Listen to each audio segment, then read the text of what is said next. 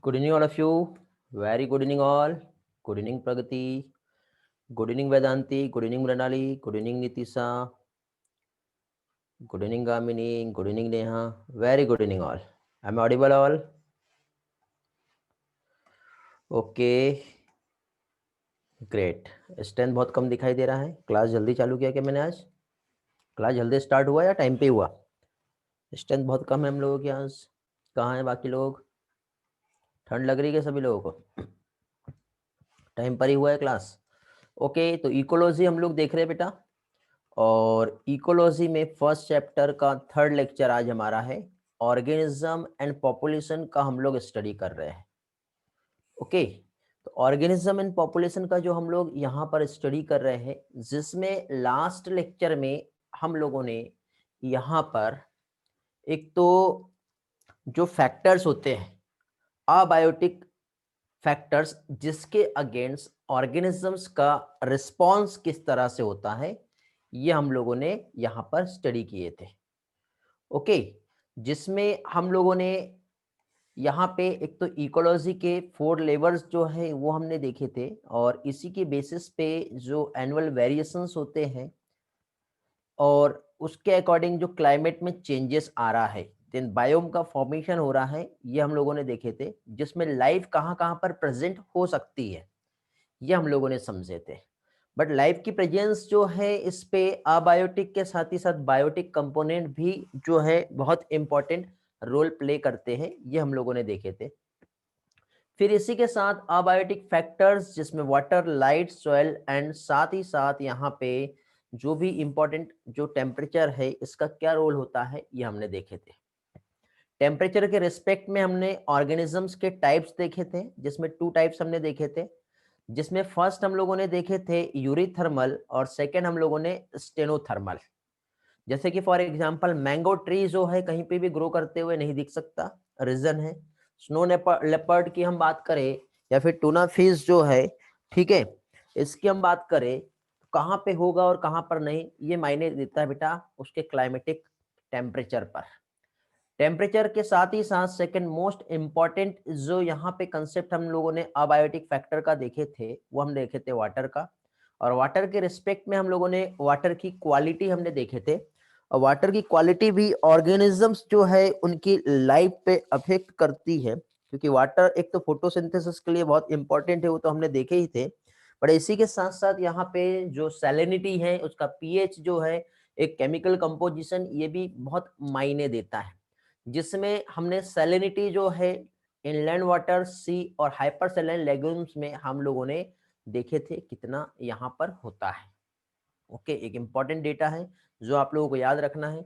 इसी तरह से वाटर के रिस्पेक्ट में हम लोगों ने ऑर्गेनिजम्स के जो टाइप्स देखे थे, एक जो वाइड रेंज ऑफ सैलिनिटी को टॉलरेट कर सकते हैं, और एक जो टॉलरेट नहीं कर सकते.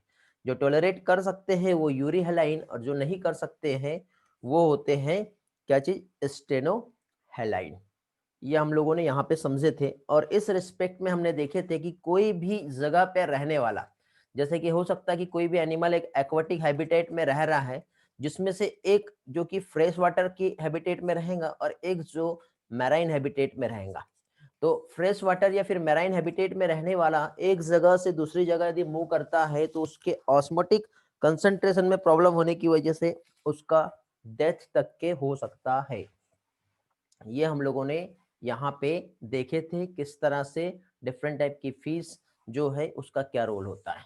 फिर लाइट जो है बहुत इंपॉर्टेंट जो है ये फैक्टर होता है, ये हम लोगों ने समझे थे. ठीक है, जिसमें फोटोसिंथेटिकली एक्टिव रेडिएशन क्या होता है और कितना वेवलेंथ का लाइट जो है फोटोसिंथेसिस के लिए एसेंशियल है, ठीक है, जो कि इंपॉर्टेंट होता है, वो समझे थे. और फाइनली लास्ट में हम पहुंचे थे कहाँ पे, लास्ट फैक्टर, जिसे क्या कहते हैं बेटा, मीन सॉइल जो होता है ये एडाफिक फैक्टर भी कहलाता है, जिसमें हम लोगों ने यहाँ पे उसका कंपोजिशन और सारी चीजें यहाँ पर भी हम लोगों ने स्टडी किए थे. देन फाइनली आज हम लोगों को यहाँ पे जो स्टडी करना है वो है क्या चीज, एडाप्टेशन. ओके, तो आज हमारा जो लेक्चर है, ठीक है, वो क्या है बेटा, एडाप्टेशन वाला. जिसमें वैसे तो देखा जाए तो यहाँ पे ऑस्मो रेगुलेटर, ऑस्मो कन्फर्मर्स, ये तो हमारा हो गया, क्योंकि हम लोगों ने जो फैक्टर्स का स्टडी किए, फैक्टर्स के रिस्पेक्ट में हम लोगों ने अबायोटिक फैक्टर्स के रिलेटेड ऑर्गेनिजम्स का जो रिस्पॉन्स है या तो रेगुलेट्स रहेंगे, कन्फर्मर्स रहेंगे, माइग्रेट्स रहेंगे या फिर सस्पेंड करेंगे। तो इसमें रेगुलेट्स क्या होता है ये हमने देखे थे, मींस हर ऑर्गेनिजम्स अपने इंटरनल एनवायरनमेंट को कांस्टेंट रखता है, मींस क्या कर रहा है, होम्योस्टेसिस मेंटेन रखना है। ठीक है, तो इस टाइप का जो ऑर्गेनिजम्स है वो ऑस्मो रेगुलेटर या फिर थर्मो रेगुलेटर कहलाता है, जिसे हम रेगुलेट्स कहते हैं। ठीक है, बाहर का क्लाइमेट में कुछ भी चेंजेस आए बट इनसाइड वो चेंज होने नहीं देगा। ठीक है, तो ये बहुत ही इंपॉर्टेंट जो है ये एक फैक्टर जिसमें ऑर्गेनिजम्स में एक तो उसकी फिजियोलॉजी और उसका बिहेवियर जो है ये उसको सपोर्ट करता है ताकि वो अपने बॉडी टेम्परेचर को कांस्टेंट रख पाए, चाहे वो ऑस्मोटिकली हो या फिर थर्मोरेगुलेटरी हो। ऑल बर्ड्स और मैमल्स जो हैं इसमें आते हैं, ये हम लोगों ने यहाँ पे समझे थे। वर्टिब्रेट इनवर्टिब्रेट के भी एग्जाम्पल्स हमने देखे थे। फिर रेगुलेटर्स के बाद फिर हम लोगों ने कन्फर्मर्स देखे थे, जो कुछ भी चेंज हो जाए वो अपने आप को बदल नहीं सकते, जिसमें हमिंग बर्ड का एक एग्जांपल मैंने आपको बताया था, श्रेयू का एक एग्जांपल मैंने आप लोगों को बताया था। ठीक है, क्योंकि इनका सरफेस एरिया यदि हम देखें तो ज़्यादा है और बॉडी साइज जो है बहुत कम है, तो इनको ज़्यादा हीट जो है रिलीज करना पड़ेगा। ऐसे टाइम में वो आपस में एडजस्ट कर लेते हैं, क्यों इतना हीट लॉस करे, फाइनली एडजस्ट कर लो। प्लांट की हम बात करें तो प्लांट भी इसमें आते हैं, बाहर का वेदर चेंज हुआ तो वो अपने अंदर भी चेंजेस ला देते हैं। इस तरह से यहाँ पे 99% जो एनिमल्स हैं और ऑल प्लांट्स की हम बात करें तो वो अपना कांस्टेंट इंटरनल एनवायरनमेंट को मेंटेन नहीं करते, कांस्टेंट नहीं रखते, इसलिए वो किस क्या कहलाते हैं, और कन्फर्मर्स कहलाते हैं। ओके, ये भी हम लोगों ने यहाँ पे लास्ट लेक्चर में समझे थे, और इसका एक थर्ड पार्ट मैंने आप लोगों को समझाया था, पार्शियल रेगुलेटर्स। पार्शियल रेगुलेटर्स में मैंने आप लोगों को यहाँ पे जो कंसेप्ट जो समझाया था उसमें हमने देखे थे कि एक टाइम तक के तो वो कंट्रोल कर रहे हैं, लेकिन एक टाइम के बाद अपने लिमिट को छोड़ देंगे। ओके, तो इस तरह के जो है वो क्या कहलाते हैं, पार्शियल रेगुलेटर।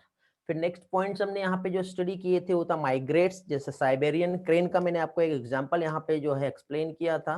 साइबेरियन क्रेन की यदि हम बात करें, ठीक है, मीन्स एनिमल, कुछ बर्ड्स की हम बात करें तो वो क्या करता है, टेम्परली अपना एक मूवमेंट दिखाते हैं।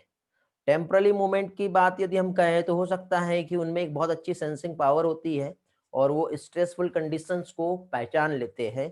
ठीक है, जैसे कि फॉर एग्जांपल यहाँ पे साइबेरियन क्रेन का ही हम एक एग्जांपल देखें तो केवलादेव नेशनल पार्क जो हमारे भरतपुर राजस्थान में है, वहाँ पे बहुत सारे माइग्रेटरी बर्ड जो है एक पर्टिकुलर सीजन में, स्पेशली कोल्ड सीजन की हम बात करें, ठीक है, तो वहाँ पे जो है पहुंच जाते हैं, क्योंकि वो अपने आप को अपना क्या है, बॉडी को मेंटेन कर पाए। सस्पेंड एक ऐसा एग्जांपल है जिसमें ऑर्गेनिजम्स अपने सारी मेटाबॉलिक एक्टिविटी को स्लो डाउन कर लेगा। जैसे कि सीड में डोरमेंसी का स्टेज है, माइक्रो ऑर्गेनिजम्स में स्पोर का फॉर्मेशन, जैसे एंडोस्पर्म फॉर्मिंग बैक्टीरिया जो होता है, ठीक है, जो कि एंडोस्पोर फॉर्म कर रहा है। क्या फॉर्म करता है, एंडोस्पोर। क्लोस्ट्रिडियम की हम बात करें तो ये एक ऐसा बैक्टीरिया जो मिलियन ईयर तक के भी सरवाइव कर सकता है एंडोस्पोर फॉर्म करके, समझे। तो ये जो बैक्टीरिया है ये इसने अपने मेटाबॉलिक एक्टिविटी को स्लो डाउन कर लिया, चाहे आंधी आए या तूफान, कितना भी क्रिटिकल कंडीशन आए, चाहे यूवी ट्रीटमेंट हो या हाई टेम्परेचर हो या कोल्ड ट्रीटमेंट, इससे ये रेजिस्ट हो जाएगा। ठीक है, तो इस तरह से बैक्टीरिया में एक बहुत अच्छा मेथड से उसने क्या किया, अपने आप को सस्पेंड कर लिया अनफेवरेबल इन्वायरमेंट से। फेवरेबल इन्वायरमेंट आएगा तो वो अगेन क्या करेगा, अपने आप को वहां पे जर्मिनेट करेगा, और जर्मिनेट करने के बाद वहां पे न्यू बैक्टीरिया मीन्स रिप्रोड्यूस करना स्टार्ट कर देगा। एज इट इज सीड में भी ऐसे ही होता है। तो सीड का एग्जाम्पल तो आपको बताने की नीड नहीं है, आप सारे लोग बहुत अच्छे से जानते हैं। कुछ एनिमल्स में कुछ एग्जाम्पल्स है, एक हाइबरनेशन और एस्टिवेशन होता है। हो सकता है कि बहुत ज्यादा टेम्परेचर हो, मीन्स समर के टाइम पे टेम्परेचर ज्यादा होता है, आज के टाइम पे ठंड जो आपकी बढ़ रही है, मीन्स कोल्ड विंटर के टाइम की यदि हम बात करें तो यहाँ पे एक तो समर स्लीप होता है और एक विंटर स्लीप होता है। ठीक है, मतलब एक गड्ढों में जाके जो है डीप ऑफ द अर्थ जो है एनिमल्स अपने आप को क्या करते हैं, प्रोटेक्ट करते हैं। जैसे स्नेल की हम एग्जांपल देखें तो समर स्लीप जिसको एस्टिवेशन कहते हैं, और बियर की हम बात करें तो ड्यूरिंग द विंटर वो हाइबरनेशन कहलाता है। लेकिन इसके अलावा जू प्लैंक्टन्स जो कि लेक्स और पॉन्ड्स में देखने को मिलेंगे, ये क्या करता है, अपने आप को सस्पेंड कर देता है। जैसे कि बहुत तेज धूप या बहुत तेज बारिश में हम यार नाइट के टाइम पे अभी जो ठंड पड़ रही है तो आपको कहा जाए कि बेटा एक काम करो, नाइट के टाइम पे बिना कुछ स्वेटर यूज किए ठीक है बाहर घूम के आओ, दौड़ लगा के आओ, ठीक है बढ़िया से बाइक के साथ जो है लॉन्ग ड्राइव पे जाओ। जाओगे क्या? नहीं जाओगे। लेकिन यही चीज मैं आपको गर्मी के टाइम पे कहूँ, समर के टाइम पे कहूँ, तो आप इजिली मूव कर पाओगे। तो ये डिपेंड करता है बेटा सीजन वाइज, और अपने मेटाबॉलिक एक्टिविटी को रोक लेना, एक जगह पे रुक जाना, और जब तक के सही इन्वायरमेंट ना आ पाए तब तक के वेट करना।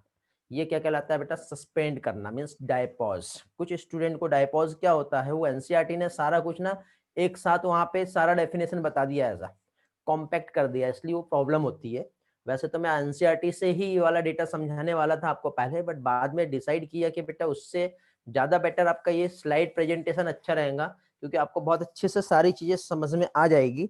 तो इसलिए मैं आप लोगों के लिए स्लाइड प्रेजेंटेशन जो है ये लेके आया हूँ। थोड़ा सा मेहनत लगता है, ऐसा नहीं है कि डायरेक्टली रेडीमेड हो जाता है, ठीक, लेकिन फिर भी हम लोग यहाँ पे करेंगे अपने बेस्ट परफॉर्मेंस। तो फाइनली आज हमारा लेक्चर 3, जिसमें आज के इस सेशन में हम लोगों को अडाप्टेशन क्या होता है ये समझना है। ओके, चलो तो आ जाओ अभी इधर, ध्यान दो, दिखाई दे रहा हूं मैं आप लोगों को प्रॉपरली? ऑडियो वीडियो क्लियर है? रिस्पॉन्स करो जल्दी से, ताकि आगे का जो पोर्शन है वो हम आज स्टार्ट करेंगे। Very good. तो अभी हम लोग यहाँ पर क्या चीज बेटा, अडाप्टेशन जो है ये समझने वाले हैं। क्या देखने वाले हैं? अडाप्टेशन। कुछ लाइट्स और ऑन कर लेता हूँ बेटा मैं, ताकि प्रॉपर लाइट सोर्स अच्छा रहे। अब थोड़ा और अच्छे से प्रॉपरली विजिबल होगा। Okay, great. तो अब देखिए यहाँ पे अडाप्टेशन हम जो देख रहे हैं, तो अडाप्टेशन मीन्स व्हाट? जैसे कि फॉर एग्जांपल कोई भी ऑर्गेनिजम्स या एनिमल्स अपने आप को सरवाइव करने के लिए वो एक ऐसा इन्वायरमेंट जो है मेंटेन मतलब सिलेक्ट करता है, या फिर अपने अंदर कुछ ऐसा एक्टिविटी चेंज कर लेता है जिसकी वजह से उस एनवायरनमेंट में आए चेंज को वो फाइट कर पाए, और वो स्ट्रगल कर पाए, और वो रह पाए। तो ये अडेप्टेशन दो तरीके से हो सकता है। इस एडाप्टेशन की हम बात करें तो ये दो टाइप से हो सकता है। ये एक तो फिजियोलॉजिकली भी हो सकता है। कैसा? फिजियोलॉजिकली हो सकता है। फिजियोलॉजिकली मीन्स कैसे? जो मेटाबॉलिक एक्टिविटी जो हो रही है उसमें कुछ चेंज लाएगा वो, या फिर मॉर्फोलॉजिकली भी हो सकता है। अब मॉर्फोलॉजिकली मीन्स व्हाट? अभी जैसे ठंड लग रही है, मान लो नाइट में हो सकता है कि टेम्परेचर एकदम से बहुत ज्यादा डाउन हो जाए, 10 डिग्री के आसपास आ जाए। बढ़िया आपने नाइट में खाना खाए और एकदम ठंडा जो वाटर, एकदम कोल्ड वाटर वो पी लिए, उसके बाद तो आपकी बॉडी में बिल्कुल देख नहीं सकती, इतनी ज्यादा ठंड लगेगी। तो उस टाइम पे क्या करते हो आप? देखना, जब फाइनली जब आप बेड पे जाओगे और सोओगे तो उस टाइम पे आप आपके बॉडी के साइज को ऐसा कम कर लेते हो, छोटा सा, ठीक है, ताकि आपकी बॉडी हीट जनरेट भी करे तो ज्यादा लॉस ना हो, और वो हीट आपकी बॉडी को ही गर्मी दे। तो इस तरह से ये मॉर्फोलॉजिकली चेंजेस हो गया। फिजियोलॉजिकली हमारे जो मेटाबॉलिक एक्टिविटी है, सिवरिंग होता है, इस तरह से आपने देखे होंगे, है ना? तो ये जो सिवरिंग होता है, तो इसमें क्या है बेटा, हमारी मसल्स जो है कॉन्ट्रैक्ट रिलैक्स हो रही है, और एटीपी जो है वो टूट रहा है, और फाइनली उसी के साथ साथ वहां पे एनर्जी भी रिलीज हो रही है। ठीक है, तो ये एक जो है ये भी एडेप्टेशन का टाइप है। इसी के साथ साथ हम अगेन एक और यहाँ पे टाइप्स देख सकते हैं, जिसे आप बिहेवियर कह सकते हैं। ठीक है, क्या कह सकते हैं हम लोग? बिहेवियरल जो है मींस, यदि हम यहाँ पे क्या है, जैसे कि फॉर एग्जांपल हम लिजार्ड की हम बात कर ले, ठीक है, लिजार्ड की हम बात करें तो क्या होता है इसमें, जैसे कि एक जगह ठंड आई तो वो बाहर धूप में आके ऐसा उल्टा जो है वो रेंगने लग जाता है, और जब ज्यादा गर्मी हुई तो धूप से अपने आप को छांव में जाके वो हिडन कर लेता है। तो इस तरह का जो एक हैबिटेट या हैबिट या फिर क्या कह सकते हैं, जो फीचर्स है ऑर्गेनिजम्स का, वो ऑर्गेनिजम्स को सरवाइव करने में हेल्प करता है। और ये क्या है, ये जो एडाप्टेशन की यदि हम बात करें तो ये एडाप्टेशन जो है सिर्फ और सिर्फ हम ये नहीं कह सकते कि ये एक दिन का ही है। ठीक है, ये एडाप्टेशन जो है यदि हम समझे तो ये एडाप्टेशन जो है, ठीक है, मे बी ऐसा हो सकता है कि ऑर्गेनिजम्स को सर्वाइव करने के लिए टाइम टू टाइम वो चेंजेस भी ला सकता है। कुछ एग्जांपल्स के साथ हम देखेंगे पहले, फिर हम आगे बढ़ेंगे तो सारी चीजें आपकी अच्छी तरह से क्लियर भी हो जाएगी। तो अडेप्टेशन हम लोग पढ़ रहे हैं बेटा। तो अडेप्टेशन में देखो मॉर्फोलॉजिकली, फिजियोलॉजिकली और behaviour attribute that enable an organism to survive. Survive के साथ ही साथ बेटा उनकी रिप्रोडक्शन हैबिट जो है उसको भी मेंटेन करने में हेल्प करता है। और इस तरह से ये अडेप्टेशन जो है बेटा ये इवॉल्व हुआ है, ये एक दिन में नहीं आया। मैं ये बताना चाह रहा था आपको कि ये एक दिन का नहीं है बेटा, ये एक इवोल्यूशनरी टाइम जो है वो बढ़ते आया है और आज जो है बेटा जेनेटिकली भी ये क्या हुआ है, फिक्स हो गया है। ठीक है, जैसे कि गिरगिट अपना रंग बदलता है, आपने नाम सुने ही होंगे इसका। ठीक है, तो ये भी जो है ये इसका एक अडेप्टेशन है ताकि अपने आप को कैमोफ्लैग कर पाए, ताकि इसको क्या है, प्रोटेक्शन मिले। ओके, तो ये एक एग्जाम्पल है कुछ। तो यहाँ पे हम कुछ एडाप्टेशन के और भी टाइप्स देखेंगे। फर्स्ट एडाप्टेशन हम लोग देखेंगे कंगारू रेट का। किसका हम लोग देखने वाले हैं? फर्स्ट हम लोग यहाँ पे कंगारू रेट का एग्जाम्पल देखेंगे। और कंगारू रेट की यदि हम बात करें तो ये जो एडाप्टेशन है, ठीक है, कंगारू रेट आप जानते हो इसमें क्या होता है? कंगारू रेट जो है इसमें एक बहुत अच्छा फीचर्स जो है वो देखने को मिलता है। कंगारू रेट की यदि हम बात करें तो इसका जो एक स्पेशल फीचर कुछ ये है कि जैसे कि जनरली ये नॉर्थ अमेरिका डेजर्ट में प्रेजेंट होता है। ठीक है, किसकी बात कर रहा हूं मैं? Kangaroo rat. कंगारू रेट जो है ये कहां पे होता है बेटा? ये नॉर्थ अमेरिका के डेजर्ट में। अब ये जानता है कि वहां पे इसको वाटर का डेफिशिएंसी हो गया है। ठीक है, अब वाटर का डेफिशिएंसी हो गया है तो इसके बॉडी में क्या होता है बेटा? इंटरनल एक फैट का ऑक्सीडेशन होगा। क्या होगा? फैट का ऑक्सीडेशन। और फैट के ऑक्सीडेशन की वजह से प्रोड्यूस होता है वाटर। तो नॉर्थ अमेरिका के डेजर्ट में यदि पानी नहीं भी मिल रहा है, ठीक है, there is no external source of water, उसके बाद भी इसके पास इंटरनल एक मैकेनिज्म ऐसी है जिसकी वजह से उस वाटर की डेफिशिएंसी को ये फुलफिल कर जाए और अपने आप को उस क्रिटिकल कंडीशन में भी ये मेंटेन करके रख सकता है। पहला इसका जो है, ठीक है, क्या है फीचर्स कंगारू रेट का। सेकंड, यहां पे हम अगेन एक और ये समझ सकते हैं कि इसमें अगेन एक और एबिलिटी होती है, ये अपने यूरिन को ना बहुत ज्यादा कॉन्सेंट्रेट कर सकता है। आपको याद होगा हम लोगों ने किडनी का स्ट्रक्चर पढ़े थे, जहां पे कंडीशनल रीएब्जॉर्प्शन का मैकेनिज्म मैंने पढ़ाया था आपको। कौन सा? एंटी डाययूरेटिक हार्मोन और एल्डोस्टेरॉन दोनों की हेल्प से जो हमारा डिस्टल कन्वोलेटेड ट्यूब्यूल है और कलेक्टिंग डक्ट, वहां पे यदि हमें नीड है, हो सकता है कि हमारे बॉडी में वाटर का डेफिशिएंसी हुआ तो इमीडिएटली ऑस्मो रिसेप्टर एक्टिवेट होते हैं और हाइपोथैलेमस से एक सिग्नल जाता है, या फिर रेनिन एक्टिवेट होता है जो एल्डोस्टेरॉन के सिक्रेशन को प्रमोट करता है, और दोनों भी जा करके वो हमारा जो लास्ट पोर्शन जो होता है हमारा रिनल ट्यूब्यूल का, वहां से वाटर के रीअब्जॉर्प्शन को बढ़ा देता है, जिसकी वजह से कॉन्सेंट्रेट यूरिन पास होती है और हमारे बॉडी का जो वाटर डेफिशिएंसी है उसको फुलफिल करता है। या फिर थ्रस्ट जो है, प्यास बढ़ जाएगी हमारी, इंक्रीज हो जाएंगी, एक ये भी कंडीशन होती है। और जब तक कि हम पानी नहीं पीते तब तक कि हमारा एक अल्टरनेटिव मैकेनिज्म हमारे बॉडी में काम कर रहा होता है। तो एज इट इज बेटा कंगारू रेट में भी अपने यूरिन को कॉन्सेंट्रेट करने का एक मैकेनिज्म इसमें होता है, जिसकी वजह से मिनिमम वॉल्यूम ऑफ वाटर का लॉस्ट होगा। ओके, तो इस तरह से यहाँ पे कंगारू रेट जो है ये एक क्या कह सकते हैं हम लोग, कंगारू रेट में एक बहुत अच्छा फीचर्स जो है ये देखने को मिलता है। समझ में आ गया बेटा? एक पार्ट समझा। इसके बाद नेक्स्ट यहाँ पे एक डेजर्ट प्लांट का हम बात करते हैं। ठीक है, सबसे पहले मैं सारे पार्ट्स जो है आप लोगों को बोर्ड पे समझा देता हूँ, फिर हम आएंगे। देखो, पहली चीज एडाप्टेशन हम पढ़ रहे हैं। अभी के अभी क्लास में ही आप लोगों को कितने स्टूडेंट है अभी मेरे पास? अभी हमारे क्लास में जो स्ट्रेंथ है ये 54 स्टूडेंट का स्ट्रेंथ है बेटा। ठीक है, 60 प्लस रहते हैं, आज कम है स्ट्रेंथ। ठीक है, शुरुआत में तो बहुत कम थे, अभी सारे लोग आ गए वैसे भी। ठीक है, तो जो भी लोग लेट थे कोई प्रॉब्लम नहीं। तो पहली चीज तो आज जो भी पार्ट में आप लोगों को समझा रहा हूं यहाँ पर फोकस करना है आपको। क्या चीज? आप लोगों का टारगेट जो है ये रहना चाहिए कि अभी के अभी सारी चीजें आप लोगों को याद हो जाए। ओके, क्या चीज? अभी के अभी सारा पार्ट जो है आप लोगों को जो है याद कर लेना है। क्या हुआ? Just wait. ओके, समझ रहे हो? तो एक एक पार्ट जो भी पढ़ा रहा हूं, जैसे कि थोड़ी देर पहले मैंने आप लोगों को जो भी पार्ट बताया, शुरुआत हुई हमारी अडाप्टेशन से, और अडाप्टेशन में हमने स्टार्ट किए कंगारू रेट। तो कंगारू रेट का रोल क्या है, तो एग्जाम्पल कौन कौन से दिए हैं एनसीईआरटी में और क्या क्या दिए, दोनों भी चीज याद रखना है। एक तो कहाँ पे प्रेजेंट होता है, ठीक है, तो नॉर्थ अमेरिका के डेजर्ट में प्रेजेंट होता है।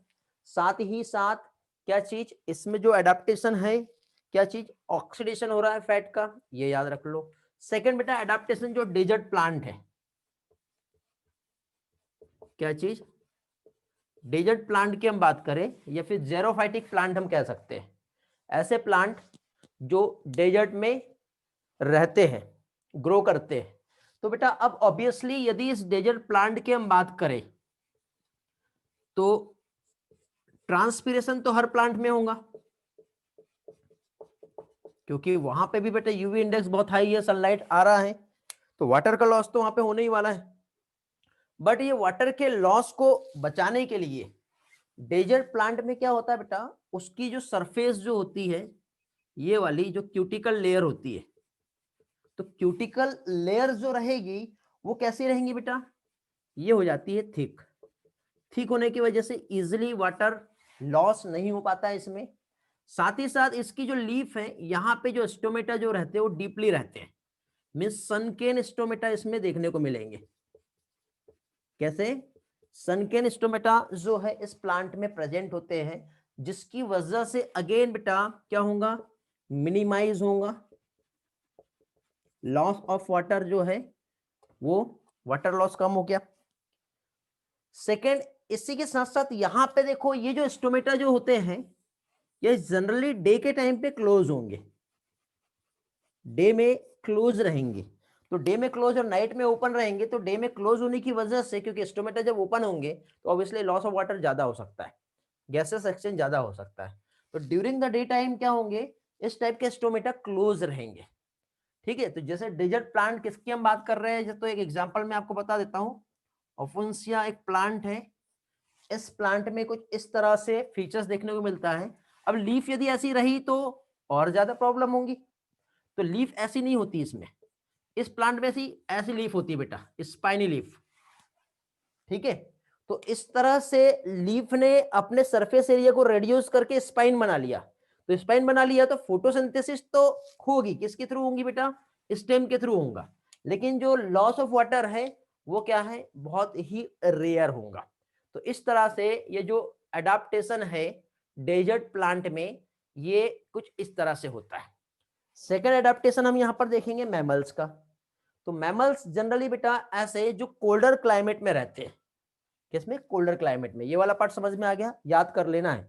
फर्स्ट एडाप्टेशन हमने कंगारू रेट का देखे, सेकंड हम लोगों ने डेजर्ट प्लांट ओपनसिया की हम बात कर रहे हैं। ठीक है, क्यूटिकल ठीक है, स्टोमेटा सनकेन है, और डे में जनरली स्टोमेटा क्या होते हैं, क्लोज होते हैं। अब मैमल्स पे आते हैं हम लोग।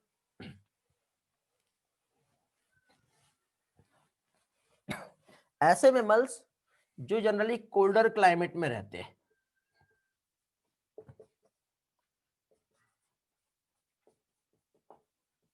अब हम लोग तो ऐसा है कि एक हर टाइप का अलग अलग वेदर मिलता है, लेकिन कुछ ऐसे मैमल्स जो एकदम पोलर एरिया पे रह रहे हैं, ठीक है, हमेशा जहाँ पे 0 डिग्री या माइनस में या फिर 5 डिग्री या उससे भी कम टेम्परेचर जो है हमेशा रहता है, और वहां पे जो मैमल्स प्रेजेंट होंगे वो वहां पे क्या होने वाला है, तो ऐसे मैमल्स जो कोल्डर क्लाइमेट में रहते हैं, तो इनके जो लिम्स जो रहते हैं ये कैसे होंगे, शॉर्टर रहते हैं बेटा। ठीक है, क्यों, क्योंकि बेटा इसकी वजह से जो हीट लॉस जो है वो भी रिड्यूस हो जाए।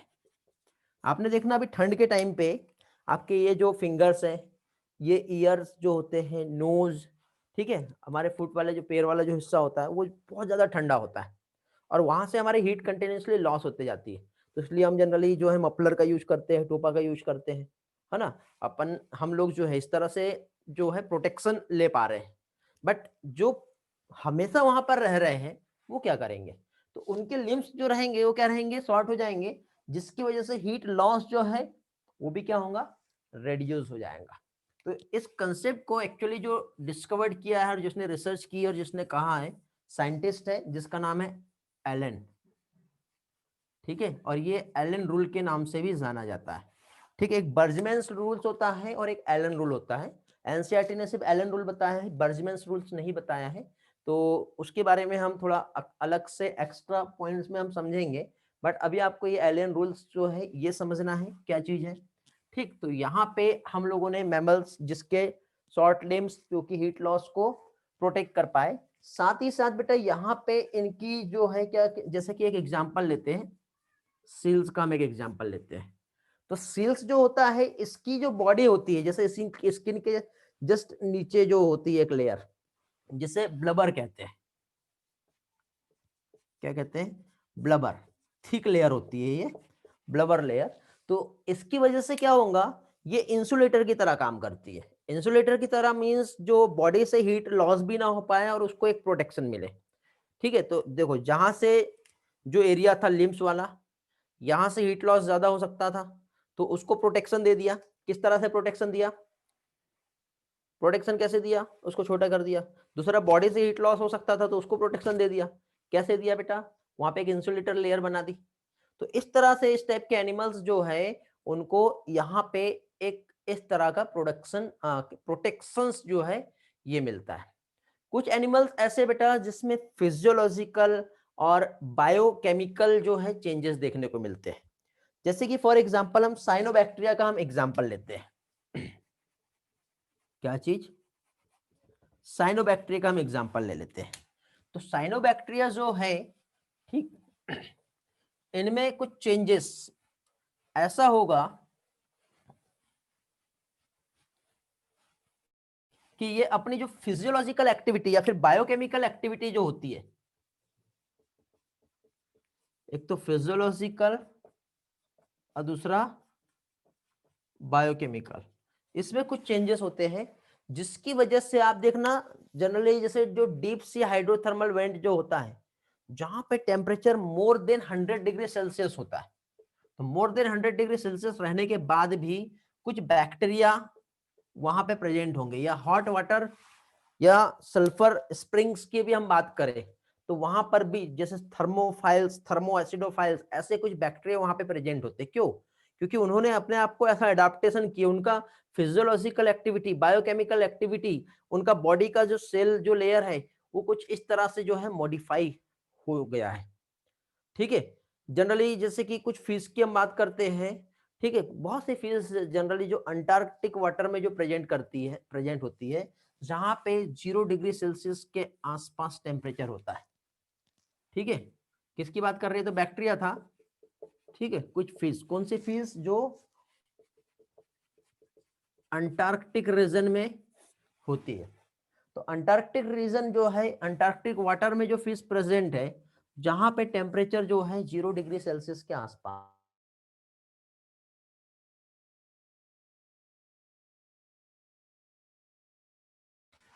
तो देखिए यहाँ पे हम लोग जो है क्या देख रहे थे, एडाप्टेशन मैमल्स का देख रहे थे। मैमल्स में किस तरह से ये बॉडी की हीट को लॉस होने से बचाने के लिए इसमें एक लेयर जो फॉर्म हो रही है जो इंसुलेटर की तरह काम कर रही है। फिजियोलॉजिकल और बायोलॉजिकल एडाप्टेशन पे हम पहुंचे थे। एक आर्के बैक्टीरिया का आपको यहाँ पे पिक्चर्स दिख रहा है, और दूसरा जो डीप सी में एक फिश जो है, एंगुलर फिश आप देख रहे हो। तो यहाँ पे जनरली आर्के बैक्टीरिया जो है हॉट वाटर स्प्रिंग्स या फिर डीप सी हाइड्रोथर्मल वेंट जो है, जहाँ पे temperature more than 100 degree Celsius भी है, वहां पर भी ये देखने को मिलता है। ओके, कुछ फिजियोलॉजी उसकी इस तरह से है। एंटार्क्टिक वेस्ट वाटर में जहां पर टेम्परेचर जो है 0 डिग्री से भी कम होता है। अब इतना कम टेम्परेचर है तो बेटा क्या होगा, उसके अंदर जो ब्लड है वो भी तो आइस बन जाएगा। बट ऐसा होता है क्या, नहीं होता है। क्या रीजन है, तो यहाँ पे बेटा इसमें कुछ फिजियोलॉजिकल और बायोकेमिकल एडाप्टेशन ऐसा है जिसकी वजह से वो अपने आप को प्रोटेक्ट कर रही है। मैंने मैराइन इनवर्टिब्रेट्स या फिश जो है ग्रेट डेप्थ ऑफ ओशियन, जहां पे प्रेशर जो है बेटा, यदि हम देखें तो more than 100 times normal atmospheric pressure इससे भी ज्यादा होता है, ठीक है। तो वहां पर भी ये जो है सरवाइव कर सकती है, मीन्स उसका बॉडी का फिजियोलॉजी कुछ ऐसा है कि उस प्रेशर को भी वो टॉलरेट कर पाए। वॉइस ब्रेक हो रहा है क्या बेटा मेरा? रिस्पॉन्स करो, कुछ मैसेजेस आए मुझे, कुछ मीन्स सुप्रिया को प्रॉब्लम है, बाकी लोगों को क्लियर है? नो सर क्लियर है बेटा, मेरे साइड से प्रॉब्लम नहीं है वॉइस ब्रेकिंग का। देखिए मेरे साइड से प्रॉब्लम यदि कुछ हुआ तो सिर्फ एक ही प्रॉब्लम हो सकता है, और वो है वीडियो का फ्लक्चुएशन, ठीक है। वॉइस का प्रॉब्लम नहीं है क्योंकि नेटवर्क जो है एकदम परफेक्ट है। ओके, क्लियर हो गया, चलो अच्छी बात है। तो यहाँ पे फिजियोलॉजिकल बायोकेमिकल एडाप्टेशन में हम जो देख रहे हैं, अगेन एक और एग्जांपल, जैसे कि फॉर एग्जांपल आपको ये जो पर्सन जो दिखाई दे रहा है बेटा, जो हाई अल्टीट्यूड पे एकदम माउंटेन पे यदि ये जा रहे हैं, ठीक है, तो ये फील करते हैं बेटा अल्टीट्यूड सिकनेस, ठीक है। अल्टीट्यूड सिकनेस मींस जितना ज्यादा ऊंचाई पे जाएंगे, नियर अबाउट जैसे कि मोर देन 3500 मीटर, जैसे रोहतक की हम बात कर सकते हैं, तो यहाँ पे कुछ सिम्टम उनको एकदम से जी मिचलाने लगेगा, हार्ट की जो रेट है पंपिंग वो बढ़ जाएगी, एकदम से अपने आप को टायर्डनेस फील करेंगे। क्या हो रहा है बेटा? एक्चुअली वहां पे एटमॉस्फेरिक प्रेशर बहुत कम हो गया है। एटमॉस्फेरिक प्रेशर कम होने की वजह से उनका बॉडी में प्रॉपरली ऑक्सीजन जो है जितना सप्लाई होना चाहिए उतना सप्लाई नहीं हो पा रहा है। अब उतना ऑक्सीजन सप्लाई नहीं हो पाया तो ऑब्वियसली इस टाइम पे क्या होगा, उसके बॉडी को ज्यादा से ज्यादा ऑक्सीजन चाहिए ताकि वो ज्यादा एनर्जी प्रोड्यूस कर पाए, बट ऐसा नहीं हो पा रहा है। तो इस सिचुएशन में क्या होने वाला है बेटा, इसमें बॉडी में जो फिजियोलॉजिकल जो चेंजेस जो होंगे वो क्या होगा। तो पहली चीज तो इस सिचुएशन में बॉडी जो है एक लो ऑक्सीजन अवेलेबिलिटी की वजह से आरबीसी के प्रोडक्शन को और ब्रीथिंग रेट को, ठीक है, बढ़ा देगा, और हीमोग्लोबिन से ऑक्सीजन बाइंडिंग कैपेसिटी को कम कर देगा ताकि उसको लंबे टाइम तक के सर्वाइव करना है। तो उसको कुछ इस तरह से सिम्टम्स देखने को तो मिलेंगे, ठीक है, लेकिन फिर भी वो बॉडी को सरवाइव करने में रखने में वो मेंटेन रख पाएगा। इसके बाद एक आता है बिहेवियर एडाप्टेशन। तो बिहेवियरल एडाप्टेशन की हम बात करें तो जैसे लिजार्ड आप देख रहे हो बेटा, ठीक है, ठंड के टाइम पे वो धूप में सनलाइट में वो चला जाएगा, और नहीं तो ज्यादा टेम्परेचर रहा तो वो अपने आप को हाइड कर लेगा। तो इस तरह से जो डेजर्ट लिजार्ड जो है, ठीक है, bask in the sun and absorb heat when their body temperature is low. समझे, उसका बॉडी टेम्परेचर जब लो होता है उस टाइम पे, लेकिन यदि टेम्परेचर जो है नॉर्मल या स्टार्ट करता है इंक्रीज होना, तो वो अपने आप को एक साइड में छुपा लेता है, ठीक है। इस तरह से कुछ स्पीसीज जो है बेटा वो अपने आप को बेटा मिट्टी के अंदर हाइड कर लेती है, ठीक है। यदि ग्राउंड की हीट बढ़ी तो वो अंदर चले जाएंगे, और अंदर का हीट में कुछ चेंज आया तो वो बाहर आ जाएंगे। इस तरह से यहाँ पे ये जो है क्या चीज बेटा, अडाप्टेशन होता है। समझ में आ गया? क्या क्या देख लिया हम लोगों ने यहाँ पे, जो भी कंसेप्ट हम लोगों ने देखे। पहली चीज तो देखो एडाप्टेशन याद कर लेना, एक बार रिवाइज कर लेते हैं। एडाप्टेशन में फर्स्ट हम लोगों ने यहाँ पे जो देखे थे, हेलो, क्या चीज देखे थे, ध्यान है सभी लोगों का? कंगारू रेट हमने देखे, कंगारू रेट के बाद डेजर्ट प्लांट ओपेंसिया हमने देखे, उसके बाद फिर एक ऐसा मैमल जो बहुत ज्यादा कोल्ड क्लाइमेट में रहता है, सील का हमने एक एग्जाम्पल देखे। फिर सील के एग्जाम्पल के बाद हेलो और बताइए, इधर दिख रहा होगा आपको, फिजियोलॉजिकल एडाप्टेशन हमने देखे। एकदम प्रेशर ज्यादा, टेम्परेचर जीरो रहा तो क्या होगा, ठीक है, एंटी फ्रीजिंग एंजाइम प्रेजेंट होता है बेटा, जो 0 डिग्री सेल्सियस पे जो फिश सरवाइव कर रही है तो उसमें एक एंटी फ्रीजिंग, ठीक है, जो एक एंजाइम है वो प्रोडक्शन का कैपेसिटी होता है जो उसके ब्लड को फ्रीज होने नहीं देता, ठीक है। तो इस तरह से ये कुछ पॉइंट्स है जो हम लोगों के लिए बहुत ही ज्यादा इंपॉर्टेंट है। फाइनली अभी हम इसी पोर्शन का नेक्स्ट टॉपिक हम देखेंगे, that is population. Population attribute क्या है, पॉपुलेशन डेंसिटी क्या है, ये वाला पोर्शन अब हम लोगों को यहाँ पे देखना है। तो स्टेप बाय स्टेप हम चलेंगे और एक एक पार्ट जो है यहाँ पर हम समझेंगे। तो पहली चीज तो पॉपुलेशन की यदि हम बात करें तो पॉपुलेशन जो है क्या कह सकते हैं बेटा, एक group of individuals same species that live in given geographical area share compete for similar resources and potentially reproduce। तो ऑब्वियसली हम जानते हैं बेटा कि जैसे कि फॉर एग्जांपल यदि कोई भी एक पर्सन कहीं पे रह रहा है, ठीक है, तो कहीं पे रह रहा है तो अकेला नहीं रहेगा बेटा, अकेला सर्वाइव करेगा क्या? नहीं, वो हमेशा एक ग्रुप में रहेगा। तो नंबर ऑफ इंडिविजुअल्स जो है ये आपस में ग्रुप में रहेंगे।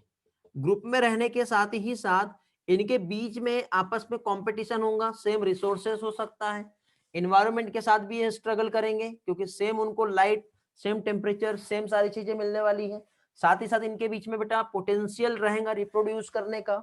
मीन्स यहाँ पे हम डार्विन के अकॉर्डिंग देखिए तो जो यहाँ पे बेस्ट रहेगा नेचर उसको सिलेक्ट करेगा, ठीक है, क्योंकि कुछ चीजों शेयर भी करेगा, कुछ चीजों के बीच में कंपटीशन भी करेगा।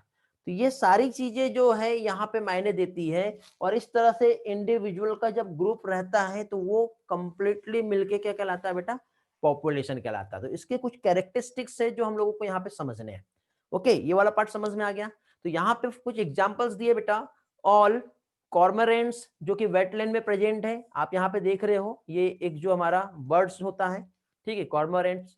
इसी के साथ साथ कुछ रेड्स है बेटा जो जनरली क्या है, in an abundant dwelling. Teakwood tree होता है बेटा जो फॉरेस्ट ट्रैक में देखने को मिलेंगे। कुछ बैक्टीरिया बेटा जो कल्चर प्लेट में होते हैं, और लोटस प्लांट जो है जो कि जनरली पॉन्ड में देखने को मिलते हैं। तो ये आपस में बेटा एक ग्रुप है, इनका एक ग्रुप ऑफ इंडिविजुअल्स है, ठीक है, जो जनरली वहां पे रह रहे हैं, रिप्रोड्यूस कर रहे हैं।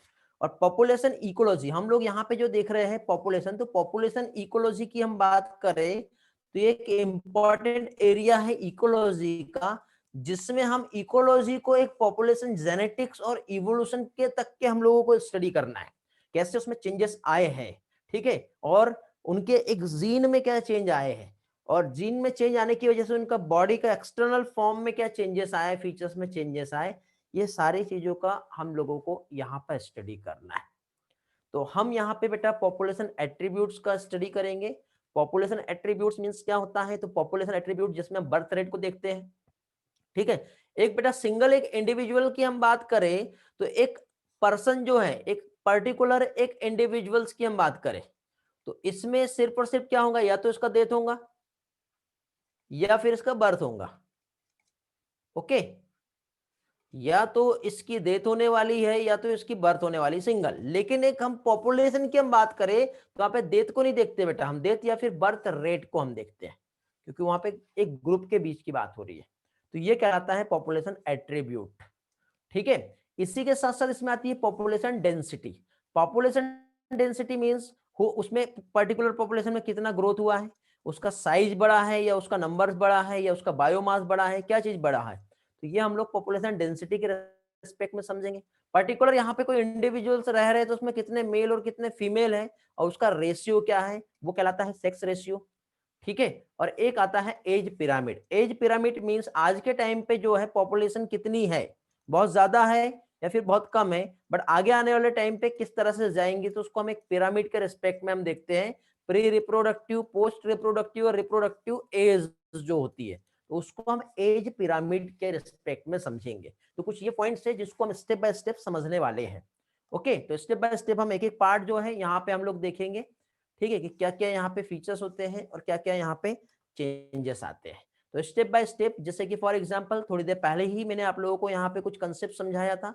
क्या दिया हुआ है यहाँ पे देखिए, एक पॉपुलेशन जो है इसके कुछ सर्टेन एट्रीब्यूट्स हैं बेटा, जहां पे कोई भी एक इंडिविजुअल ऑर्गेनिजम्स को नहीं कंसीडर किया जा सकता है, क्योंकि इंडिविजुअल्स में बर्थ या फिर डेथ देखी जाती है, बट पॉपुलेशन में हम लोग बर्थ रेट और डेथ रेट को देखते हैं। तो पॉपुलेशन में जो रेट्स जो है बेटा ये रिफर कहलाता है पर कैपिटा, ठीक है। जो रेट्स है उसको हम क्या कहेंगे, पर कैपिटा। और पर कैपिटा जो है ये कैसे एक्सप्रेस होगा, तो बर्थ रेट और डेथ रेट जो है ये एक्सप्रेस होता है या तो नंबर में चेंजेस आएगा, नंबर में चेंज या तो इंक्रीज हो सकता है या फिर इस नंबर में चेंज डिक्रीज हो सकता है with respect to member of population in per unit time.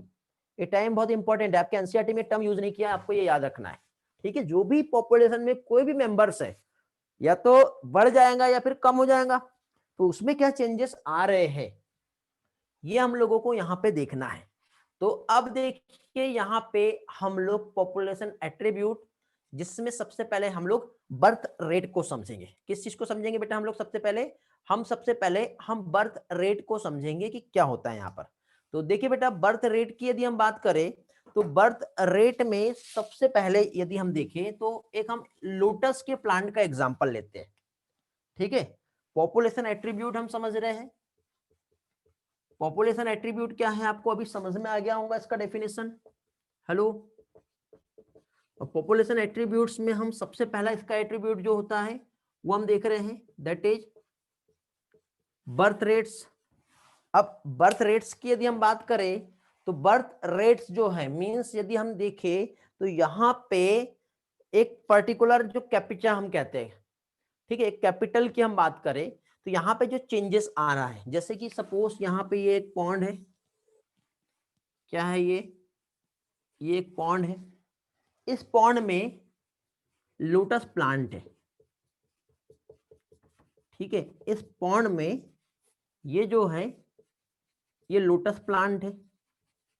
अब लोटस प्लांट इस पॉन्ड में पर्टिकुलर लास्ट ईयर की हम बात कर रहे हैं कि 20 लोटस के प्लांट यहाँ पे प्रेजेंट थे लास्ट ईयर। अब लास्ट ईयर 20 लोटस प्लांट थे, लेकिन क्या हुआ, अब इनके बीच में इंटरब्रीडिंग हुआ होगा या इनब्रीडिंग व्हाटएवर जो भी होगा, रिप्रोडक्शन हुआ, और रिप्रोडक्शन होने के बाद फाइनली यहाँ पे कुछ लोटस के प्लांट का नंबर जो है वो क्या हो गया, बढ़ गया है। मींस लास्ट ईयर जो है 20 लोटस के प्लांट थे, बट रिप्रोडक्शन के बाद यहाँ पे 8 लोटस प्लांट जो है अभी क्या हुए बेटा, ऐड हो गए। तो इस तरह से फाइनली कैलकुलेशन के बाद हम देखें तो टोटल अभी के टाइम पे कितने लोटस हैं, तो अभी के टाइम पे यहाँ पे 28 लोटस प्लांट यहाँ पे प्रेजेंट है। तो हम ये नहीं बोलेंगे ना कि लास्ट ईयर इतने थे और अभी 8 बढ़ गए यानी 28 लोटस है, ऐसा नहीं होता बेटा। इसको हमको देखना है तो वहां पे न्यू लोटस जो आए तो एक्चुअली यहाँ पे बर्थ रेट कितना है। तो अभी देखो नए कितने ऐड हुए और टोटल कितने थे, उसको देखते हो कितना परसेंट वहां पे पर ईयर में डेवलपमेंट हो रहा है, इंक्रीज हो रहा है, वो कहलाता है बर्थ रेट। तो बर्थ रेट मींस 8/20, क्या हो गया 8/20। तो 8/20 मींस कितना हो जाएगा 0.4, मींस 40% ऑफस्प्रिंग्स जो है लोटस की पर ईयर में जो है वो क्या हो रही है, इंक्रीज हो रही है। तो इस तरह से ये जो है ये क्या कहलाएगा, ये कहलाएगा बर्थ रेट। समझ में आ गया बेटा बर्थ रेट क्या होता है, क्लियर हो गया बर्थ रेट। बर्थ रेट के बाद एज इट इज यहाँ पे हम लोग जो है बेटा डेथ रेट भी हम देखेंगे, ठीक है। ये जो था ये क्या था, बर्थ रेट। तो लोटस के नंबर्स कैसे बढ़ रहे हैं, एग्जाम्पल बेटा जो एनसीईआरटी ने दिया है उसको लेते हुए ही हम देख रहे हैं। 100% बेटा इस पोर्शन का हम लोग एनसीईआरटी कवर कर रहे हैं, ठीक है। फिर हम कुछ प्रीवियस ईयर के क्वेश्चंस का भी प्रैक्टिस करेंगे, जिसकी वजह से आपके और भी कंसेप्ट जो है वो क्लियर हो जाएंगे। पहले बहुत ज्यादा एनसीईआरटी के बाहर के क्वेश्चंस आते थे, बट अभी नीड नहीं है, क्योंकि आप इकोलॉजी को एनसीईआरटी बेस्ड ही पढ़ लोगे तो आपका बहुत भला हो जाएगा। क्योंकि कई लोगों को इकोलॉजी नाम सुनते ही डर लगता है, ठीक है। तो डरना नहीं है, जितना यहाँ पे बताया हुआ है उतने पे आप फोकस करो, सफिशिएंट है। किसी को एक्स्ट्रा पढ़ना है तो मुझे बोलना, मैं आपको एक्स्ट्रा के मॉड्यूल्स दे दूंगा, एक्स्ट्रा क्लास लेकर के आपको सारी चीजें समझा दूंगा, ठीक है। किसी को भी कुछ लगता है तो हाँ। तो अभी यहाँ पे नेक्स्ट पॉइंट पे आते हैं हम लोग, और नेक्स्ट पॉइंट जो है, जस्ट वेट, एक मार्कर चेंज कर लेते हैं यहाँ पे हम लोग। हाँ हाँ, तो अभी हम लोग क्या देखेंगे बेटा, पॉपुलेशन एट्रीब्यूट, सेकेंड वाला डेथ रेट्स। अब डेथ रेट की हम बात करें तो जैसे कि फॉर एग्जांपल ये हमारा एक लेबोरेटरी है, ठीक है। इस लेबोरेटरी में पर्टिकुलर ये एक जो रूम है, यहाँ पे हो सकता है कि कुछ यहाँ पे फ्रूट फ्लाइज जो है इसको हमने ग्रो कराए थे। तो फ्रूट फ्लाइज जो है इसकी यहाँ पे पर्टिकुलर टाइम पे जो पॉपुलेशन थी 40 फ्रूट फ्लाई यहाँ पे प्रेजेंट थी, ठीक है। हम इसको वीक में समझेंगे, पर्टिकुलर वीक में। लेकिन क्या इस 40 में कुछ टाइम के बाद उस वीक में क्या हुआ, 4 फ्रूट फ्लाई जो है इसका डेथ हो गया है। तो हम ये थोड़ी बोलेंगे 6 महीने के बाद कि भाई उतने टाइम में ये था, उसके बाद फिर इतना हो गया और फिर क्या हुआ, ये सारी चीजें ऐसा हम थोड़ी देखेंगे। ओके, स्क्रीनशॉट लेना था क्या बेटा, सॉरी यार अब मैंने ध्यान नहीं दिया, आपने कुछ बताया भी नहीं पहले, मैं इसलिए पहले पूछता हूँ समझा क्या, यानी इमीडिएटली आप स्क्रीनशॉट भेज दो। कोई बात नहीं, मैं स्लाइड शेयर करूंगा आपका वहां पे, तो स्लाइड में भी सारी चीजें आ जाएगी, क्लियर हो जाएगा। ओके, दोनों चीजों के साथ चल रहे हैं, तो मुझे नहीं लगता कि मैं बोर्ड विथ स्लाइड दोनों को के कॉम्बिनेशन में पढ़ा रहा हूँ। तो जो थ्योरी है वो मैं स्लाइड में समझा रहा हूँ, जो कंसेप्ट है वो मैं बोर्ड पे समझा रहा हूँ। ओके, टाइम हमारा अच्छे से जल्दी कवर हो जाएगा और सही टाइम पे आपका परफेक्ट जो है क्या है डेटा आपको मिल जाएगा। ठीक है, फिर रिवीजन भी हम चालू करेंगे जल्दी से। तो देखिए यहाँ पे जो डेट है, तो अब हम इसको कैसे में कैलकुलेट करेंगे बताओ? 4/40, तो ही तो हमारा ये डेथ रेट निकलेगा। फॉर्मूला क्या आएगा इसका बताओ? टोटल पॉपुलेशन में से कितने डेथ हुए, तो number of death in individuals in total number, initial population कितनी थी, इससे हम क्या कर रहे हैं, इसे मेजर कर रहे हैं। तो यहाँ पे 10% मींस इसका रेशियो 0.1 आ रहा है। ठीक है, ये इसका डेथ रेट रहेगा। अब ये भी किसमें बेटा? पर फ्रूट फ्लाई पर वीक में यहाँ पे कैलकुलेट होगा। इसके पहले हमने ईयर में देखे थे, तो यहाँ पे क्या हो रहा है बेटा? पर फ्रूट फ्लाई पर वीक इसमें कैलकुलेट हो रहा है। तो ये जो मैंने डेफिनेशन आपको बताया था पहले कि एनसीईआरटी ने वहां पे हम लोगों को टाइम जो है वो नहीं बताया, डायरेक्टली यहाँ पे हमें कह दिया है कि डायरेक्ट मतलब जो डेथ रेट है तो है, नहीं है तो नहीं है, ये सारी चीजें। इसके बाद नेक्स्ट यहाँ पे अगेन हम देखें तो एक आता है सेक्स रेशियो। सेक्स रेशियो में जैसे हम 1000 में कैलकुलेट करते हैं, तो 1000 में कितने मेल है और कितने फीमेल है, तो वो सेक्स रेशियो कहलाता है। जैसे जनरली जो नंबर्स जो देखते हैं, ठीक है, मींस जैसे कि 60% पॉपुलेशन है या फिर मतलब 100% पॉपुलेशन है, उसमें 60% पॉपुलेशन फीमेल है और 40% मेल है, तो सेक्स रेशियो क्या हो जाएगा? 6:4। इस तरह से वहां पे क्या चाहिए बेटा? सेक्स रेशियो आता है।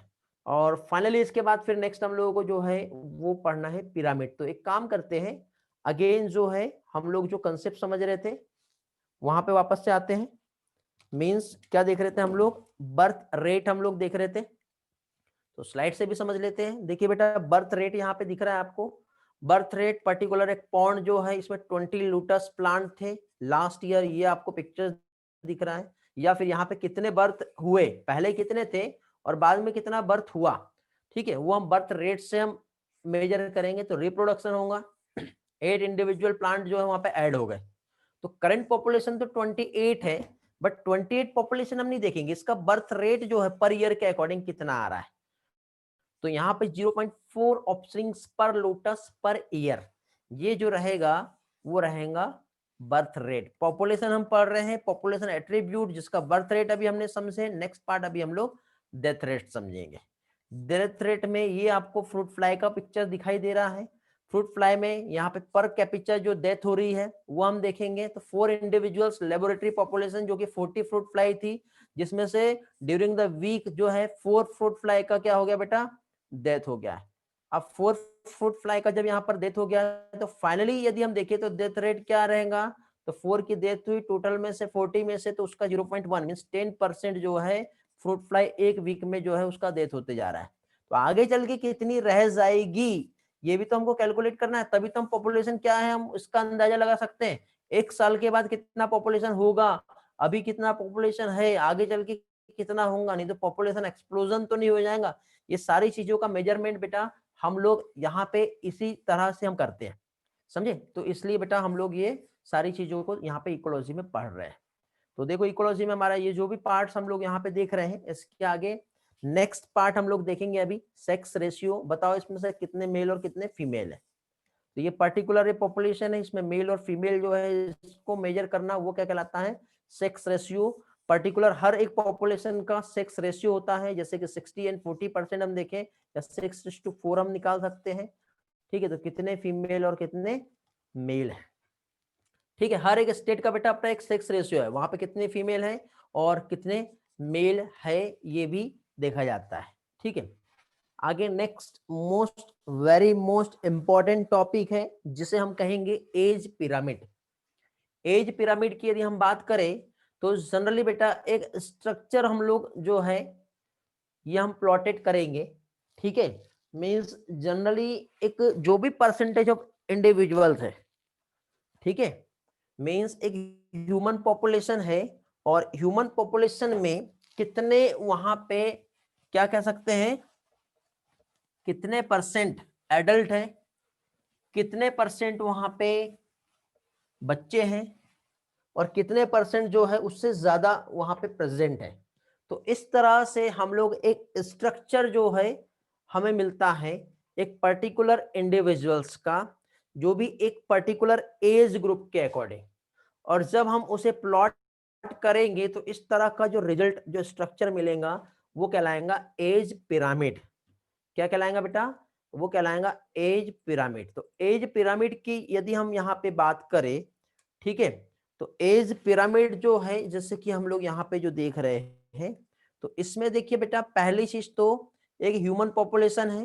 ह्यूमन पॉपुलेशन का एज पिरामिड की हम बात करें तो वो एज डिस्ट्रीब्यूशन जिसमें मेल और फीमेल दोनों भी आते हैं बेटा, दोनों को हमको देखना पड़ेगा और उसके बेसिस पर हम यहाँ पे जो है एज पिरामिड हम निकाल सकते हैं। तो एज पिरामिड मीन्स कौन सा, एक तो सबसे पहले हम इसको एक रिप्रोडक्टिव एज ग्रुप के रिस्पेक्ट में हम समझेंगे। ठीक है, चलो मैं इसको बोर्ड पे समझा देता हूँ, आपको अच्छे से समझ में आएगा किस तरह से हम लोग समझेंगे। तो हम लोग देखिए यहाँ पे इसे रिप्रोडक्शन के रिस्पेक्ट में हम समझेंगे। क्या हम लोग देख रहे हैं, एज पिरामिड हम देख रहे हैं। तो एज पिरामिड की यदि हम बात करें तो पहली चीज एक तो क्या चीज आ जाएगा बेटा, रिप्रोडक्टिव एज ग्रुप, पहली चीज ये आ जाएंगी। रिप्रोडक्टिव एज ग्रुप के पहले जो होता है वो क्या आता है, प्री रिप्रोडक्टिव एज ग्रुप आएगा।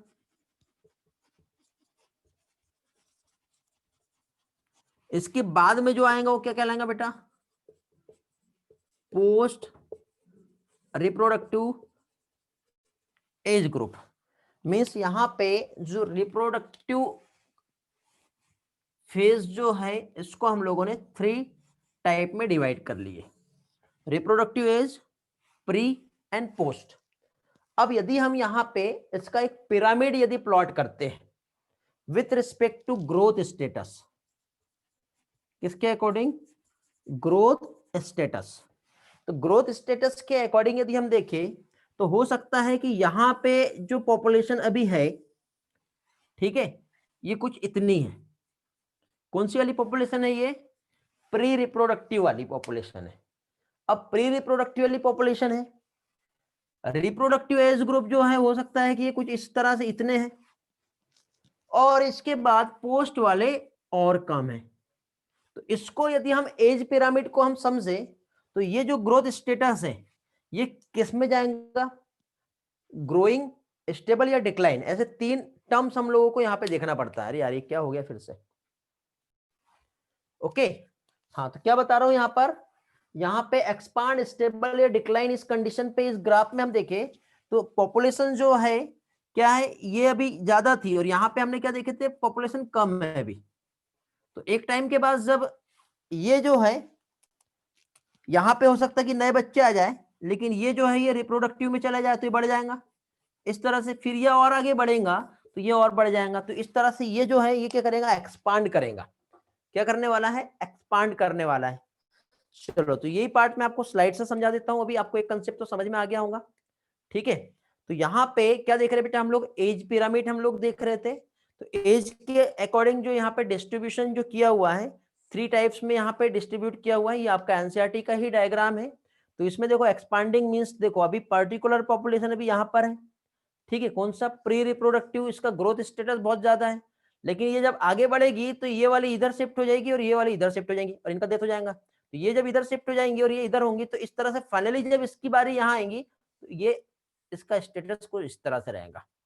तो एनर्जी पिरामिड एक्सपांड कर रहा है, बट यहाँ पे देखो ये दोनों भी स्टेबल है।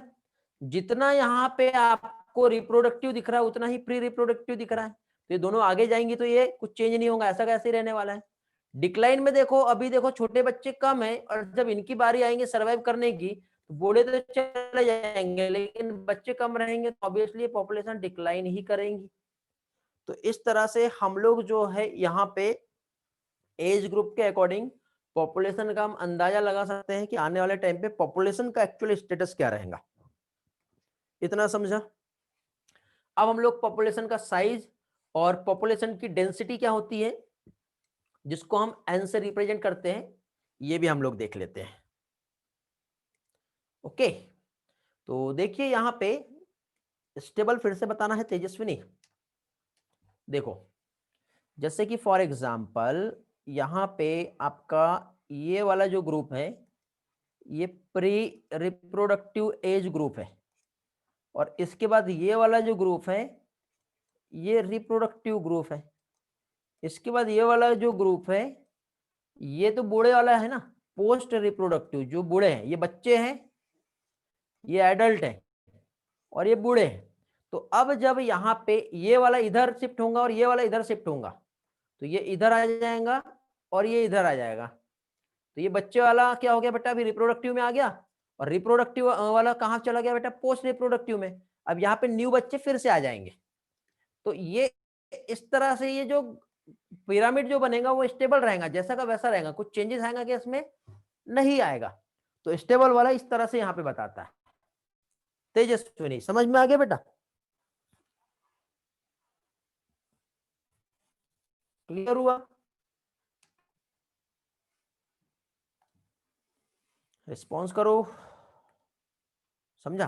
ग्रेट। नेक्स्ट पार्ट हम लोग देखेंगे अभी पॉपुलेशन डेंसिटी, पॉपुलेशन का साइज। साइज जो है बेटा, अब पॉपुलेशन डेंसिटी की हम बात करें तो पर्टिकुलर एक नंबर ऑफ इंडिविजुअल्स या फिर स्पीसीज पर यूनिट एरिया या फिर वॉल्यूम में कितने उसके नंबर्स हैं, उसके बेसिस पे हम यहाँ फाइंड कर सकते हैं। जैसे कि साइबेरियन क्रेन की हम बात करें बेटा, तो भरतपुर वेटलैंड में पर्टिकुलर हर ईयर में हम देखें लेस देन 10 है। या फिर यही आप क्लेमाइडोमोनास की आप बात करो, ग्रीन एल्गा होता है पॉन्ड में, तो इसके नंबर मिलियन भी हो सकते हैं। मतलब यहाँ पे जो डेंसिटी है पॉपुलेशन का साइज लेस देन 10 में भी हो सकता है या फिर मिलियन में भी हो सकता है। तो वहां पे हम सिर्फ ये नहीं कहेंगे कि 1 या फिर 5 है तो ही वहां पे एक पर्टिकुलर पॉपुलेशन है, कितनी भी हो सकती है। समझे? तो यहाँ पे एनसीईआरटी हमें इस चीज को बताना चाह रहा है कि पॉपुलेशन साइज जो टेक्निकली यदि हम देखें तो इसको हम कहते हैं पॉपुलेशन डेंसिटी, जिसको हम एन से रिप्रेजेंट करते हैं। तो यहाँ पे क्या है, need not necessary be measure in number only. एक चीज ये भी बता रहा है एनसीईआरटी कि सिर्फ नंबर ऐसा नहीं बोलते कि 2 मिलियन 3 मिलियन या फिर 5 इसके नंबर है तो उसमें ही पॉपुलेशन डेंसिटी को हम मेजर करेंगे, नहीं। नंबर नहीं, बायोमास में भी हम इसे मेजर कर सकते हैं बेटा, ठीक है। रिलेटिव डेंसिटी भी हम निकाल सकते हैं। तो टोटल नंबर जो है ये जनरली नहीं है कि बेटा ये एक एप्रोप्रिएट मेजरमेंट है पॉपुलेशन डेंसिटी का। कुछ केस में ठीक है ये मीनिंगलेस भी होता है या फिर डिफिकल्ट भी हो जाता है इसको डिटरमाइन करना। कैसे? जैसे कि बेटा मैंने आपको ये बोला कि एक बहुत बड़ा बरगद का पेड़ है, एक ये एक बहुत बड़ा बनियान ट्री है, सिर्फ एक सिंगल बनियान ट्री है। इसके कंपैरिजन में यहाँ पे 200 कैरोट ग्रास है। कितने? 200 कैरोट ग्रास है, पार्थेनियम स्पीसीज यहाँ पे प्रेजेंट है। तो अब बताओ, यदि आप यहाँ पे बोलोगे कि यहाँ पे 200 कैरोट ग्रास है तो आपने इस बनियान ट्री को अंडर एस्टिमेट कर दिए बेटा, ऐसा नहीं होगा ना। यहाँ पे 200 स्पीसीज जो कैरोट ग्रास की, उसके बदले में एक अकेला बनियान ट्री बेटा वो इतना बड़ा है कि उसका बायोमास बहुत ज्यादा है। समझे? तो इस रिस्पेक्ट में हम इसको डिटरमाइन या मीनिंगलेस हो जाता है। तो ये देखो यहाँ पे पार्थेनियम के स्पीसीज और एक बनियान ट्री का आप एग्जांपल देखें तो यहाँ पे नंबर ऑफ इंडिविजुअल स्पीसीज का हम देखें पर यूनिट एरिया में, तो पॉपुलेशन डेंसिटी साइबेरियन क्रेन का मैंने आपको बताया भरतपुर वेटलैंड में लेस देन 10 है। मिलियन ऑफ क्लेमाइडोमोनास जो है पौंड में हो सकते हैं, ठीक है। पॉपुलेशन साइज जो हम मेजर कर सकते हैं हम परसेंटेज कवर या फिर बायोमास के रिस्पेक्ट में, पर्टिकुलर एरिया में 200 पार्थेनियम प्लांट है और एक ह्यूज बनियान ट्री है जो हमको दिखाई दे रहा है। इस केस में बेटा मेजरमेंट जो रहेगा परसेंटेज कवर या फिर बायोमास को लेंगे, ये इसका मीनिंगफुल रहेगा, ये इसके बनियान ट्री का इंपॉर्टेंस यहाँ पे बताएगा। समझे? मींस यहाँ पे एक पॉपुलेशन जो है ह्यूज है तो उसकी काउंटिंग उस टाइम पे इम्पॉसिबल होगी। ये वाला पार्ट समझा बेटा? पहले तो ये बताओ फिर हम आगे बढ़ते हैं। ये वाला पोर्शन क्लियर हो गया? फास्ट तो नहीं हो रहा है? रिस्पॉन्स करो जल्दी से। 51 स्टूडेंट है भी, भाग गए बाकी लोग। बोर हो गए लगता है इकोलॉजी में भी? सही, समझ में आ गया? ग्रेट। कल का शेड्यूल मिल गया आप लोगों को टेस्ट का? लास्ट पॉइंट समझना है तेजस्विनी को, ठीक है? कल बेटा 11 बजे से 5 बजे के बीच में आप लोगों का टेस्ट होगा, सेम टॉपिक। एक्चुअली कल टेक्निकली प्रॉब्लम आ गई थी, गलत पेपर बाय मिस्टेकली अपलोड हो गया था, I don't know, maybe check नहीं कर पाया था, ठीक है? और फाइनली उसका सप्लीमेंट पेपर था, लेकिन वो किसी और फाइल के साथ मर्ज हो गया था, इसलिए कल पॉसिबल नहीं हो पाया। आज फाइल प्रॉपर वे से अपलोड नहीं हो पा रही थी, इसलिए आपको एक दिन का टाइम दे दिया और स्टडी करने के लिए। तो फाइनली कल आप लोगों का टेस्ट पेपर रहेगा, मे बी 11 या 12 बजे से। फ्लेक्सिबल टाइम दिया आपको 4:30 के आसपास तक, इसके पहले आप फ्री हो जाओ क्योंकि इसके बाद आपका क्लास लेक्चर रहता है, ठीक है? तो जो भी बीच में आपका टाइम ड्यूरेशन रहेगा अपने कंफर्ट टाइम के अकॉर्डिंग कल का टेस्ट पेपर आपको देना है, समझ गए?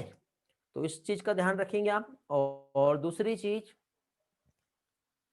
इस बार जो संडे पेपर होने वाला है उसमें इकोलॉजी आएगा। इकोलॉजी जहां तक मैंने पढ़ाया है वहां तक के पेपर आने वाला है बेटा, लास्ट डे सैटरडे तक के जो भी होगा, इकोसिस्टम और ऑर्गेनिज्म पॉपुलेशन दोनों भी आएंगे, ठीक है? तो आप लोग क्लास में हो, जितने लोग क्लास में हैं उन लोगों को पता चल गया, क्योंकि आपको मैसेज में इकोलॉजी लिख के आएगा। जो लोग क्लास में नहीं हो पूरा इकोलॉजी पढ़ेंगे, और सारा इकोलॉजी पढ़ने की वजह से वो स्कोर कम कर बैठेंगे, तो जो अभी है उसको उसका एडवांटेज मिलना चाहिए, ठीक है? ये मैसेज लोगों को आप बताओ या नहीं बताओ आपके ऊपर डिपेंड करता है, बट आप हो, आप मेहनत कर रहे हो तो उनके आगे जाओ जो नहीं है। नहीं तो ऐसा होता है कि जो नहीं है वो आपसे आगे जा रहे हैं मार्क्स में, और आप रेगुलर क्लास करने के बाद भी आगे नहीं जा पा रहे, तो मतलब क्या है, समझे? इसलिए अभी मैं आपको बता दे रहा हूं, मैसेज में आपको इकोलॉजी करके मिलेगा, बट लास्ट डे तक के जहां तक के भी हुआ वहां तक के ही पेपर में दूंगा मैं, समझे? एनसीईआरटी से आएगा, कुछ चीजें बाहर से भी रह सकती है, जो बाहर का रहेगा वो मैं आप लोगों को क्लास में ही लास्ट डे तक के जब भी रहेगा फ्राइडे तक के, मैं आपको क्लास में कुछ प्रैक्टिस ले लूंगा, ठीक है? समझ में आ गया? ग्रेट। और कलश मुझे लास्ट वीक से दिखाई नहीं दे रहा है बेटा, कोई है क्या उसके बैच से? कलश का क्या प्रॉब्लम है? कलश आजकल क्लास में क्यों नहीं आ रहा है? गौरव बेटा आपके फ्रेंड्स किधर है बाकी लोग?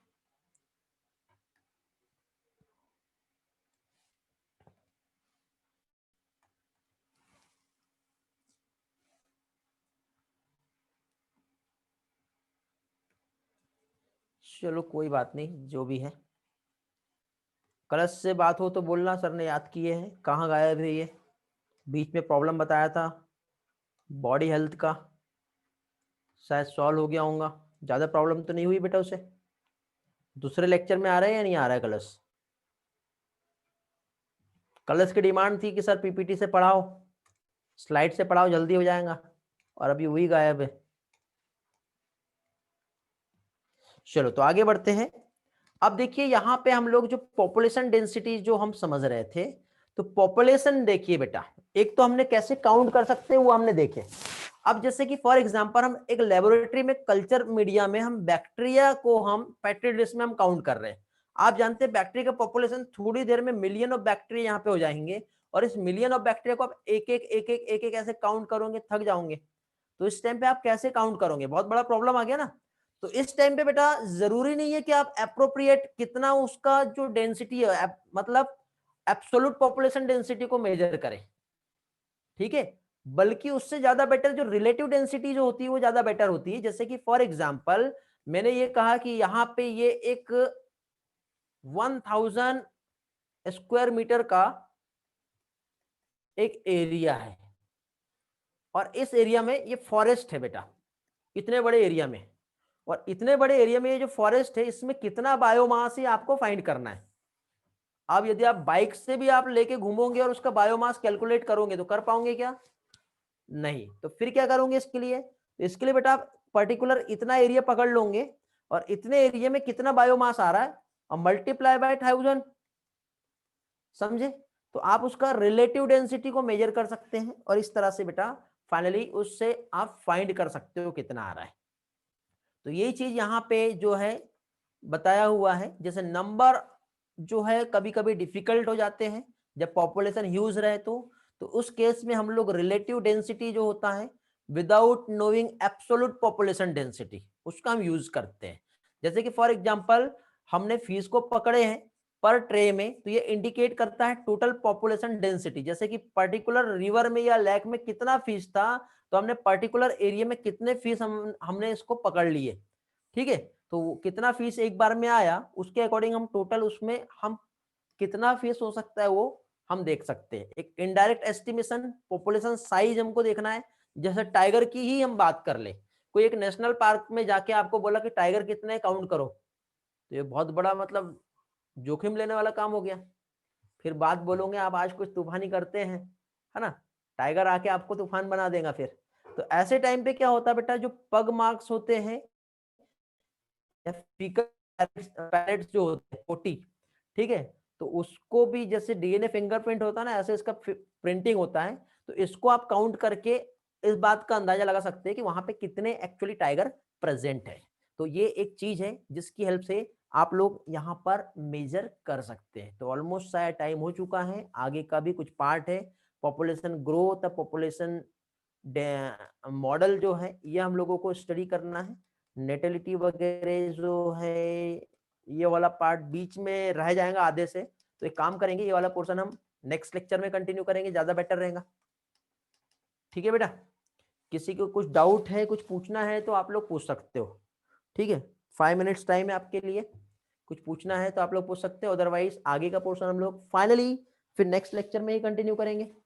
समझ में आया सारी चीजें बेटा? रिस्पॉन्स करो, क्लियर हुए एक एक पॉइंट्स? नो डाउट है, बहुत ही इजी पोर्शन है बेटा, यदि आप इस वे से चलोगे तो। यदि आप मेरे लेक्चर्स को आज ही पढ़ लो, जो मैंने यहाँ पे आप लोगों को लिया, तो आपका बहुत ही इजीली समझ में आ जाएगा। बिहेवियर वाली स्लाइड दिखाना है, बिहेवियर वाली स्लाइड बेटा किधर गई देखना पड़ेगा, बहुत पीछे होगा। बिहेवियर लिजार्ड वाला बोल रहे होंगे शायद आप, है ना? स्लाइड नंबर बेटा नोट कर लिया करो, स्लाइड नंबर आ रहे हैं वैसे, नहीं आ रहे क्या? कुछ जगह दिख रहे, कुछ जगह नहीं दिख रहे।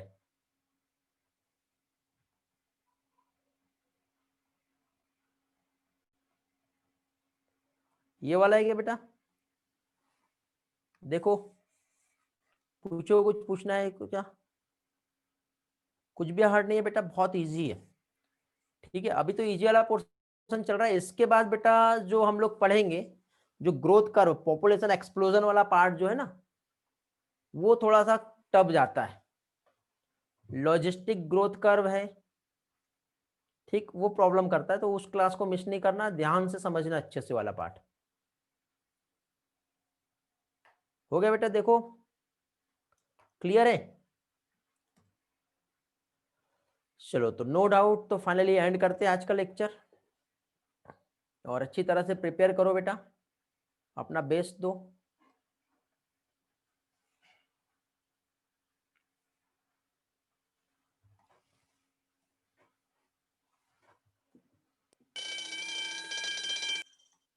चलो, तो बाय बाय, मिलते फिर नेक्स्ट लेक्चर में। Thanks for joining, have a great day.